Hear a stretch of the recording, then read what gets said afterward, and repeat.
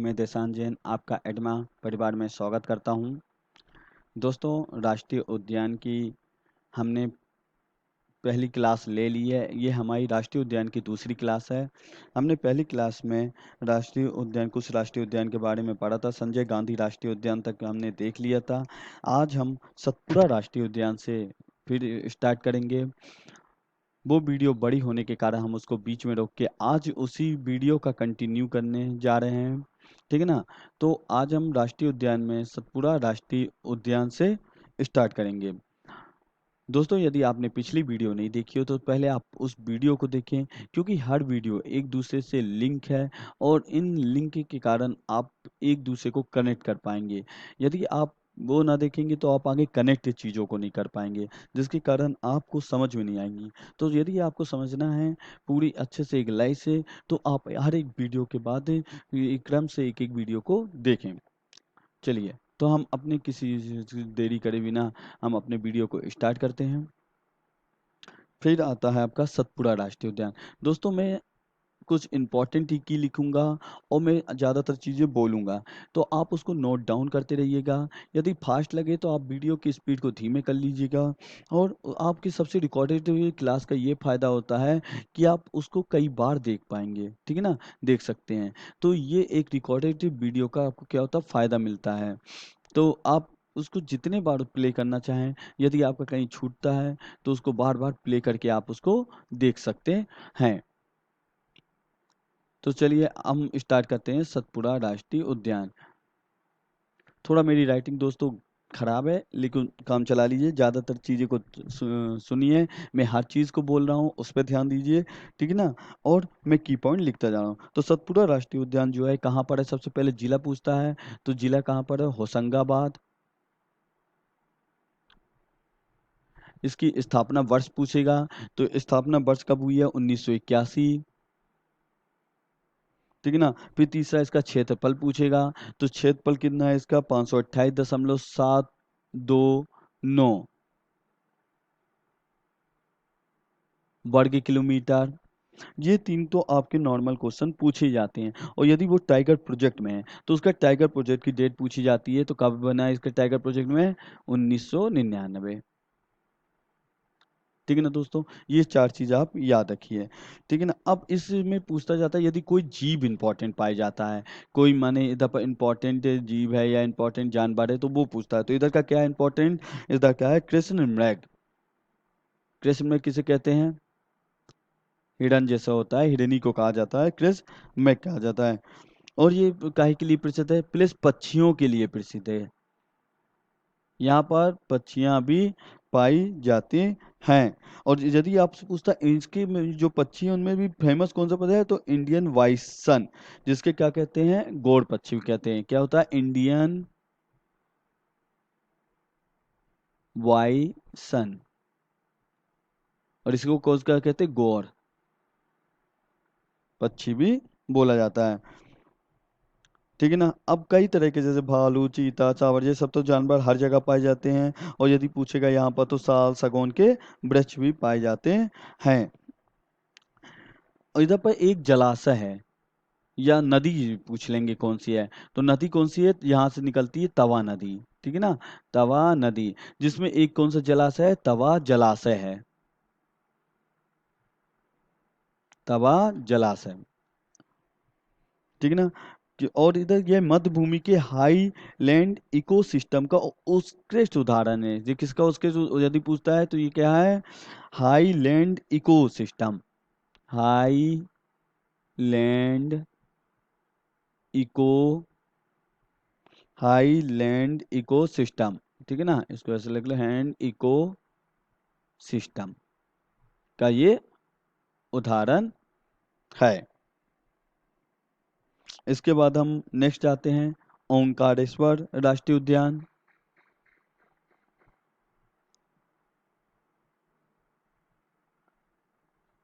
ओमकारेश्वर राष्ट्रीय उद्यान। ओमकारेश्वर। ठीक है ना? ओमकारेश्वर राष्ट्रीय नेशनल पार्क। तो सबसे पहले वही पूछेगा आपसे कि ये कहाँ पर है। तो निवार क्षेत्र में है। खंडवा यदि सीधे पूछ लेता है तो कहाँ है, खंडवा साइड या खरगोन साइड बोल सकते हैं आप इसको, ठीक है ना। खंडवा, इसकी स्थापना वर्ष पूछेगा तो कब हुई है, 2004 में स्थापना वर्ष है। और इसका क्षेत्रफल पूछेगा तो 651 वर्ग किलोमीटर है। सिर्फ इसमें ओंकारेश्वर यही है और कुछ इंपॉर्टेंट नहीं है। फिर क्या होता है, डायनासोर राष्ट्रीय उद्यान। डायनासोर राष्ट्रीय उद्यान, डायनासोर राष्ट्रीय उद्यान। यदि हम डायनासोर राष्ट्रीय उद्यान की बात की जाए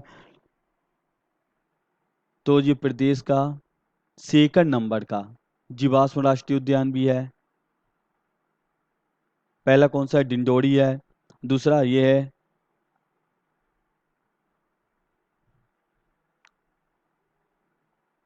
ठीक है ना, सेकंड जीवाश्म राष्ट्रीय उद्यान है।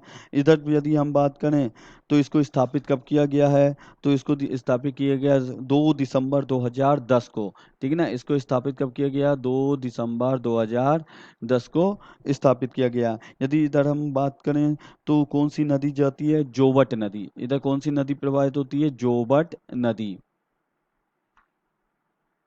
प्रभावित होती है, ठीक है ना। इसका क्षेत्रफल भी पूछता है तो आपको पता है कि 89.70 ऐसे क्षेत्रफल है इसका। इधर एक और नदी आप लिख सकते हैं, बाघ नदी। यदि बाघ नदी भी पूछता है तो वो डायनासोर नेशनल पार्क से होकर जाती है, ठीक है ना। अब नेक्स्ट हम पढ़ते हैं वन विहार राष्ट्रीय उद्यान। वन विहार राष्ट्रीय उद्यान, ठीक है ना। तो वन विहार राष्ट्रीय उद्यान की बात करें जाएंगे तो सबसे पहले कहाँ पर है, जिला पूछेगा तो ये मध्य प्रदेश की राजधानी भोपाल में है। दूसरा पूछता है कि इसकी स्थापना कब हुई है, तो वर्ष 1979 में इसकी स्थापना हुई है, ठीक है। इसको नेशनल पार्क है कब, ठीक है ना, इतना आपको समझ में आया, ठीक है ना। इसको नेशनल पार्क कब बनाया गया, तो 26 जनवरी 1983 में। यदि नेशनल पार्क की बात की जाए तो 26 जनवरी 1983 में बनाया गया, ठीक है। इसका यदि आपको क्षेत्रफल पूछता है तो 4.45 वर्ग किलोमीटर है।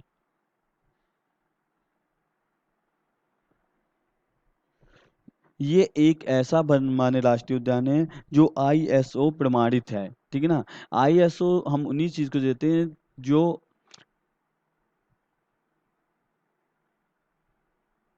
प्रमाणित है, ठीक है ना। आईएसओ प्रमाण पत्र मिलता है यूएनओ द्वारा। ये किसी जो पुरानी या धरोहर चीजें होती हैं उन्हीं को दी जाती है, स्थानों को दी जाती है। तो इसको क्या किया, आईएसओ प्रमाणित दिया गया है, ठीक है ना। और ये यदि पूछता है सबसे ज्यादा किसके लिए फेमस है, तो सर्प के लिए, ठीक है ना। सर्प के यहाँ पर सबसे अधिक सांप का जो है वो पाए जाते हैं। इसके बाद आता है कूनो राष्ट्रीय उद्यान।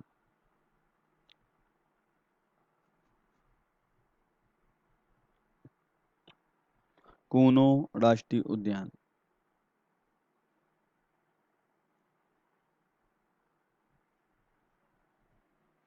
यदि हम कूनो के राष्ट्रीय उद्यान की किया जाए, इसी को पालपुर कूनो भी बोला जाता है, ठीक है ना। इसकी स्थापना कहाँ पर की, सबसे पहले जिला पूछता है तो श्योपुर में है। दूसरा फिर स्थापना वर्ष पूछता है तो कब हुई थी, 1981 में इसकी स्थापना हुई थी। फिर तीसरा इसका क्षेत्रफल पूछेगा तो 344 वर्ग किलोमीटर है, ठीक है ना। कुछ पॉइंट में भी होगा वो देख लीजिएगा। और इसमें कुछ इंपॉर्टेंट में कौन कौन से बाघ, तेंदुआ, चीतल, सांभर ये सब पशु पक्षी पाए जाते हैं। और इसमें सबसे जो इम्पोर्टेंट चीज़ है, वेरी वेरी इंपॉर्टेंट लिख लीजिएगा, ठीक है ना। वो सबसे इम्पोर्टेंट क्या है, गुजरात के गिर राष्ट्रीय उद्यान से एशियाई शेरों को पुनर्वासित किया जा रहा है। यहाँ पर क्या होता है, गुजरात के जो गिर राष्ट्रीय उद्यान है, कौन से शेर आ रहे हैं, एशियाई शेर। आपको पता है एशियाई शेर कहाँ, गुजरात में पाए जाते हैं गिर राष्ट्रीय उद्यान में, वहीं से इनको क्या हो रहा है, लाया जा रहा है। ये था आपके कुछ नेशनल पार्क थे, ठीक है ना। आप अभयारण्य पढ़ेंगे। आपके जो 6 नेशनल पार्क थे वो बता दिए हैं। एक तो आप अभयारण्य के साथ जो प्रोजेक्ट टाइगर में ये शामिल है, एक प्रोजेक्ट टाइगर में कौन शामिल है, आपका रातापानी वाला, ठीक है ना। तो ये जो थे वो आपके 6 इसमें हो गए हैं। और जितने 12 ठो आपके राष्ट्रीय उद्यान थे, हमने 12 की बात कर ली राष्ट्रीय उद्यानों की। अब हम 31 या 33 अभ्यारण्य देखेंगे कि कौन कौन कहाँ पर है, उनका सन क्या है, ठीक है।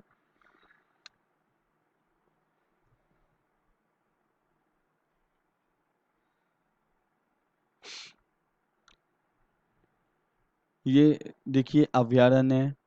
आपको एक मैप दिख रहा होगा एमपी का। इस मैप में आपको देखिए कई जगह ये घड़ियाल दिख रहे हैं, माने ये घड़ियाल का है। केन अभ्यारण्य जो है घड़ियाल के लिए, सोन अभ्यारण्य है वो घड़ियाल के लिए। आपको 3 बताए थे, केन सोन और चंबल। केन सोन इधर पर चंबल से लेके यहाँ भी क्या है, घड़ियाल के लिए, ठीक है ना। फिर उसके बाद जी आपको बताए थे घाटी गांव, ये एक तो राष्ट्रीय चंबल ये है, ठीक है ना। ये घाटी गांव है, रातापानी है, ठीक है ना। और ये सरदारपुर है।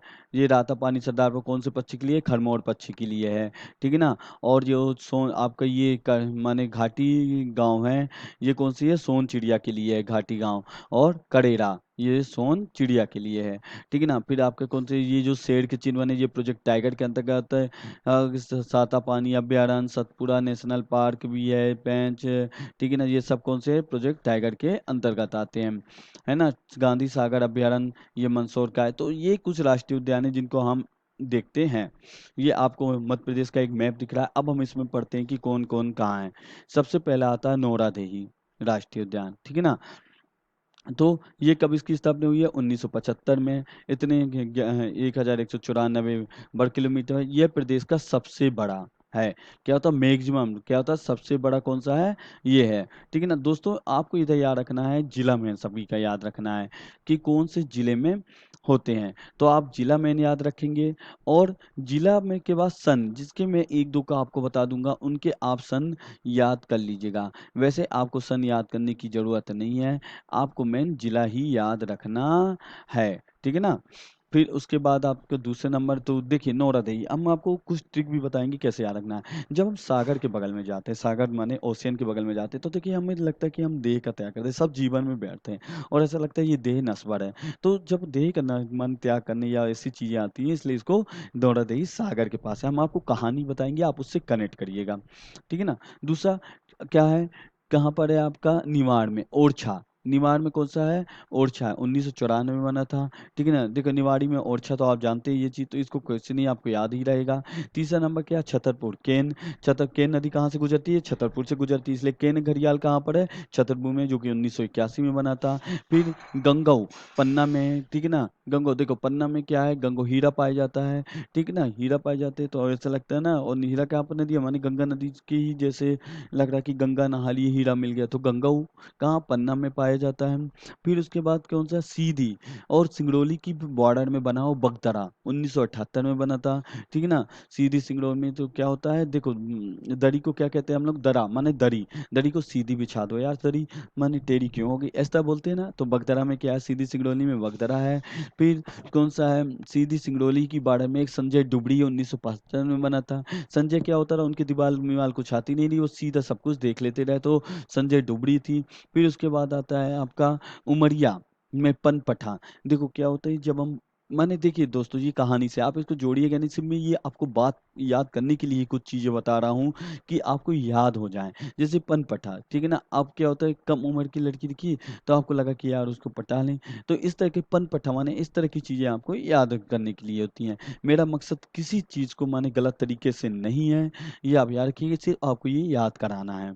फिर उसके बाद आता है जबलपुर में दुर्गावती। आपको पता है कि दुर्गावती कहाँ की है, जबलपुर की है। तो जबलपुर दुर्गावती। शहडोल में क्या है, सोन घड़ियाल है, ठीक है ना। 1981 में बना था सोन घड़ियाल शहडोल। फिर उसके बाद मंडला फैन, क्या होता है, हम लोग क्या होते हैं, किसी के फैन होते हैं तो उसको देख के हमारा मन जो कि इसकी सिग्नेचर मिल जाए हमें, इसका ऑटोग्राफ मिल जाए, ऐसे फैन नहीं होते हैं। 1983 में बना था तो ये कहाँ पर, मंडला में, जिसके ऊपर हमारा मन लगा रहता है। फिर उसके बाद आता है बोरी, माने ऐसा होता है ना, हुस्न माने होशंगाबाद, माने हुस्न, हुस्न की जो होगी, सुंदर लड़की होगी, वो काहे को बोरी उठाएगी, ठीक है ना। तो होशंगाबाद बोरी 1865 में। फिर उसके बाद आता है पचमढ़ी, होशंगाबाद में, ठीक है ना। पचमढ़ी, आपको ये पता है 1810, देखिए सन आपको याद नहीं करना है इतने सारे, सिर्फ आपको जिला याद रखना है कि कौन कौन माने अभ्यारण्य किस जिले में है। फिर उसके बाद आता है कालीभीति, तो ये कहाँ पर, कालीभीत बैतूल में है। क्या होता है, बैतूल में कौन है, कालीभीत है।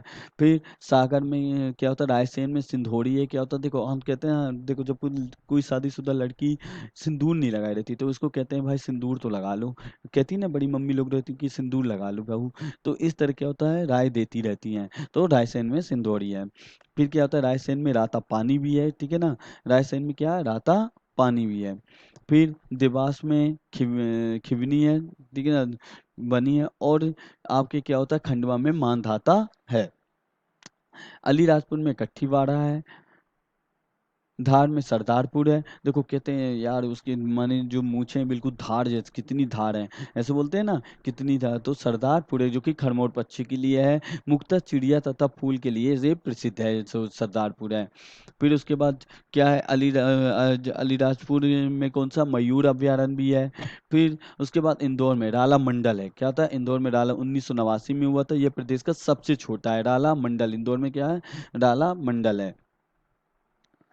फिर रतलाम में सैलाना है, 1943 में हुआ था। और राजगढ़ में नरसिंहगढ़ है, 1977 में जिसको बनाया गया था। राजगढ़ में क्या है, नरसिंहगढ़ है। उसके बाद मंदसौर में गांधी सागर, देखो मंदसौर में गांधी सागर बांध भी बना हुआ है, वहीं पर गांधी सागर अभ्यारण्य में, जो कि 1974 में बना था। फिर उसके बाद क्या है आपका, आगर मालवा में कामधेनु गौ अभ्यारण्य 2014 में बना था ये। फिर उसके बाद क्या है, श्योपुर पालनपुर कूनो अभ्यारण्य है। और शिवपुरी में करेरा, क्या होता है, करेरा, शिव जी का क्या होता है, रेड़ा होता है, इसलिए करेरा 1981 में बना था। फिर उसके बाद घाटी गांव ग्वालियर में 1981 में बना था। और फिर मुरैना में ये क्या होता है, राष्ट्रीय चंबल है, यह प्रदेश का सबसे बड़ा घड़ियाल वाला है, 1978-79। ये आपकी कुल 31-33 जो हैं, वो मैंने पूरे अभ्यारण्य आपको बता दिए हैं। अब कुछ अभ्यारण्य के लिए कि यहाँ पर कौन सी नदी और क्या महत्वपूर्ण है, संरक्षित क्षेत्र है उसका, नदियाँ और महत्वपूर्ण उसके लिए यदि कुछ होगा वो बताएंगे। जैसे नौरादई में अफ्रीका चीता के लिए फेमस है, रालामंडा लोमड़ी के लिए फेमस है, सरदारपुर खरमोर पक्षी के लिए फेमस है, सैलाना खरमोर पक्षी के लिए फेमस है, घाटी गांव साहे बुलबुल और सोन चिड़िया के लिए फेमस है, करेरा साहे बुलबुल और सोन चिड़िया के लिए फेमस है, चम्बल डॉल्फिन और घड़ियाल के लिए फेमस है, सोन घड़ियाल के लिए फेमस है, केन गिद्धों का संरक्षण करने और घड़ियाल के लिए फेमस है।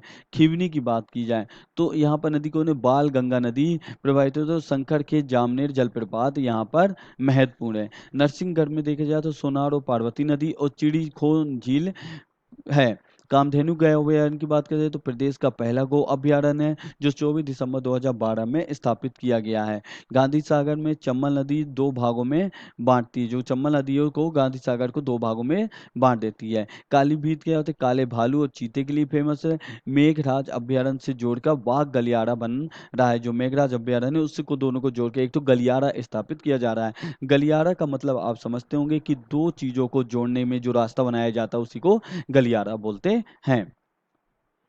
सिंधोड़ी महत्वपूर्ण क्या है, बरना बांध है, मृगनाथ गुफा है, जामवती गुफा है और चौकड़ीगढ़ किला है। यदि हम पचमढ़ी की बात करें तो जेवर क्षेत्र कब 1999 में केंद्र सरकार द्वारा इसको बनाया गया था, जेवर क्षेत्र, और 2009 में यूनेस्को ने इसको जेवर क्षेत्र किया था। और सर्वाधिक कृष्ण मृग यहीं पर पाए जाते हैं। यदि बोरी की बात, भारत के सबसे पुराने जंगल के रूप में जाना जाता है बोरी अभयारण्य। ओरछा पक्षियों का अभयारण्य भी कहा जाता है। संजय गोपद वनाज और सोन नदी यहाँ से बहती हैं। गंगों के जंगल भैंसों के लिए प्रसिद्ध है। रातापानी के बेतवा नदी जाती है, 2014 में इसको प्रोजेक्ट टाइगर में एकमात्र जो प्रोजेक्ट अभयारण्य जो प्रोजेक्ट टाइगर में शामिल है वो है रातापानी अभयारण्य। टाइगर सफारी क्या, विंध्या सागर सफेद वागिन के लिए फेमस है। अब ये कुछ फैक्ट है दोस्तों, ठीक है ना, इंपॉर्टेंट फैक्ट हैं। तो मध्य प्रदेश राज्य जल प्रदूषण निवारण नियंत्रण बोर्ड 23 सितंबर 1974 में स्थापित किया गया। नाम बदला, मध्य प्रदेश प्रदूषण निवारण नियंत्रण बोर्ड 1 नवंबर 1980 में इसका नाम चेंज करके क्या कर दिया गया, मध्य प्रदेश प्रदूषण निवारण। पहले क्या था, जल प्रदूषण, अब मध्य प्रदेश प्रदूषण निवारण एवं नियंत्रण बोर्ड। मध्य प्रदेश झील संरक्षण प्राधिकरण 26 मई 2004 को। भोज वेटलैंड परियोजना 1995 तो देखिए बहुत इंपॉर्टेंट क्वेश्चन है भोज वेटलैंड, हमेशा ये एग्जाम में कभी ना कभी पूछ लिया जाता है। और 2002 में रामसर में राजभोज झील भोपाल को सम्मिलित किया गया है। तो ये दोस्तों आपका इधर पर राष्ट्रीय उद्यान वाला चैप्टर खत्म हो गया है। और बोलें तो ये पूरा का पूरा आपका नेशनल पार्क क्या क्या इसमें देखिए आपका वन खत्म हुआ है, फॉरेस्ट, ठीक है ना। फिर उसके बाद वन नीति खत्म हुई है आपकी। फिर उसके बाद आपका क्या हुआ है, जो वन से रिलेट करके होते हैं उस पुरस्कार वो बताएं आपको। फिर इसके बाद आपको क्या बताया गया है, नेशनल पार्क बताए गए हैं आपके, जो 12 नेशनल पार्क है उसे। फिर अभ्यारण्य जो 33 हैं वो पूरे बताए गए हैं, और कुछ अधिनियम बताए गए हैं। इसके अलावा आपको इसमें इम्पोर्टेंट फैक्ट इसके दिए गए हैं। तो इतनी चीजें हमने इसके अंतर्गत पढ़ी हुई हैं, ठीक है ना। यहाँ हमारा मध्य प्रदेश के वन खत्म होता है। अब हम इसके आगे मध्य प्रदेश की कृषि पढ़ेंगे नेक्स्ट चैप्टर में। और ये एक टाइप से मध्य प्रदेश के भूगोल के अंतर्गत जो चैप्टर था वो अब खत्म हो रहा है। अब मध्य प्रदेश के किसी भी इसके अंतर्गत जोड़ सकते हैं, या तो वो इकोनॉमी के भी अंतर्गत आती, माने अर्थव्यवस्था के भी अंतर्गत आ जाती है, ठीक है ना। तो अब मध्य प्रदेश की कल से अर्थव्यवस्था स्टार्ट होगी। आपको कैसा वीडियो लग रहा है दोस्तों, प्लीज़ आप कमेंट बॉक्स में इसको बताएं। और इसमें और क्या सुधार आप चाहते हैं, या आपको इसमें और क्या चाहिए। यदि आप इसकी पीडीएफ दोस्तों चाहते हैं तो आपको हमारे टेलीग्राम चैनल में जाना पड़ेगा, ठीक है ना। एमपी ऑल गवर्नमेंट एग्जाम के नाम से हमारा टेलीग्राम चैनल जो को आपको डिस्क्रिप्शन में मिल जाएगा। आप उसमें जाकर उसको ज्वाइन करें, और वहाँ पर आप जो एडमिन है उनको सीधे मैसेज कर सकते हैं यदि आपको कोई नोट चाहिए। आपको नोट्स और हमारे एप्लीकेशन में सारी नोट्स अवेलेबल कराई जा रही हैं। और आपको बता दें हमारा ऐप आप डाउनलोड करके फ्री टेस्ट सीरीज भी दे सकते हैं, ठीक है ना। तो इतने कुछ पा रहे हैं हम आपके लिए, इतना कुछ करें, सिर्फ हमको आपसे एक ही चीज़ चाहिए कि आप हमारे चैनल को सब्सक्राइब करें, और आप हमारे वीडियो को ज़्यादा से ज़्यादा लाइक करें। धन्यवाद।